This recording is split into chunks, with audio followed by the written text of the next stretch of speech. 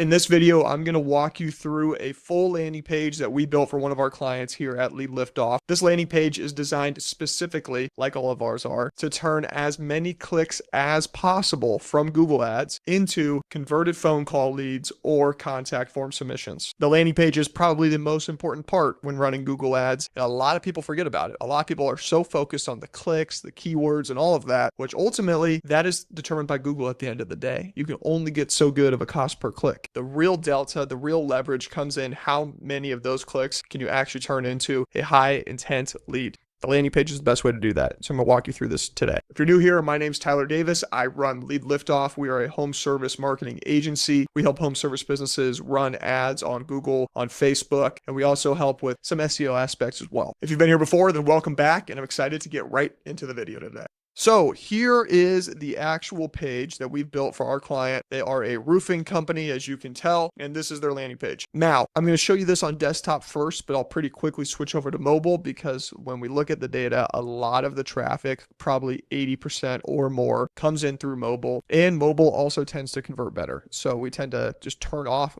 desktop traffic in a lot of instances. But I figured I'd show you on desktop as well, just because that's how most people think of web pages. So I'll show you it here first, and we'll switch to mobile. And I'll probably have a bunch of stuff blurred out to try to not reveal the identity of the client. But this is the landing page we built, and I'll walk you through each element. So starting at the very, very top, you see this bar here. Actually, before I go element by element, let me just talk about the overall theming and color. You'll notice that this client has a strong one brand color, and that works incredibly well. We want a strong color. We want easy to read text. We want some images as well. You notice how the image back here is super dim, so you can read the text on top of it. We want the strong color. Even this color here this text here, has a little shadow element to it so you can read the text, because legibility and just cleanness of the page is so critical. We want people to be able to read it quickly. They want to interpret the information as fast as possible. People are making split decisions on the web. Speed and clarity are the most important things on this landing page. All right, now with that out of the way, let's go element by element. The first thing I want to talk about at the very, very top is going to be this header. This is actually a sticky header. As you can see, as I scroll, it stays there. It's just a consistent CTA in your face that you can always click to call. This is the same on mobile too. That'll stay up there. You'll see that when we switch over to the mobile view, but that is a super effective way to keep a CTA always on the screen. Then on the left, we have the logo of the client. Obviously, it's important. Then on the right, another CTA with a button to call.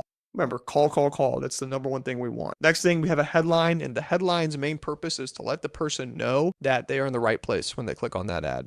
One of the biggest sins that you can commit with Google Ads and landing pages is when you have an ad that is having some form of messaging on it. It's for one type of service or one type of offer. Then they go to the page and it's a complete disconnect. The throughput of that messaging, of that offer, of that thought process needs to be there. So that's why we want to make sure that we have different landing pages with different headlines depending on the service that we're offering. So we have that there. Subheadline, you can do whatever you really want with this. Some people put a little bit of the offer. Some people put locations. We mix it up. It's not super critical. We just want to make sure it reinforces what the headline is saying. I guess I shouldn't say it's not super critical. It is important what's on there just to further the sale, because people do read the subheadlines. So you want to make sure it's something that re-signifies either the offer or that they're in the right place. Next, this is kind of a unique little badge we always put here. It's like what's unique about the client. So some people are veteran owned, so we'll put that here. This client has a specific product that is unique to them in the area, that's their specialty. So we talk about that here, but I always just call this like the little coupon area. Maybe you'll put a discount here. Maybe you'll talk about, like I said, like a veteran-owned company, a woman-owned company. You'll put something that makes you stand out right here compared to your competitors. So people feel like they're getting a deal or they're getting some exclusivity when they talk to you. Then we go into probably the bulk of the hero section is what this is called. And this is where we have the form as well as the main picture we're going to try to draw people in on. Now, this is where we test a lot. So we'll test the headline. Obviously, it's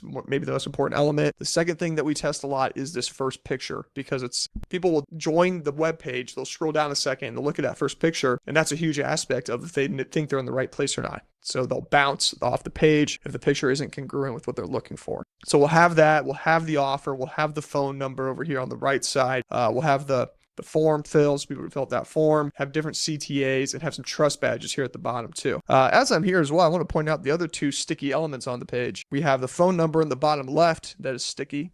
We have obviously the offer at the top that's sticky, and then on the bottom right we have a little chat widget. Now with this, I have the owner's face on there. I'll probably blur that out for you, but when you click on the chat widget up here, it's very similar to the actual contact form. The way we treat this is almost exactly the same. The way that it's delivered to our clients or the home service business owner, it's exactly the same. It's just another form of being able to collect information from a potential client. So that's how that works. You'll see we put certifications here to build trust as well. That's what we like to put down here. Underneath the form or underneath anything, underneath that form where you're collecting information, you want to build as much trust. So we'll either put reviews or trust badges like this here. So, all right, next section down here below, we have a why should I choose company name section. Put some bullet points, talk about the Google reviews. This picture, I always like to include workers on. I want there to be actual worker doing work on this picture, or maybe a picture of the owner smiling at the camera, something like that, because that's where this familial feel comes from, where it's your friendly neighbor who's doing the work for you, not this mega corporation that is bred out by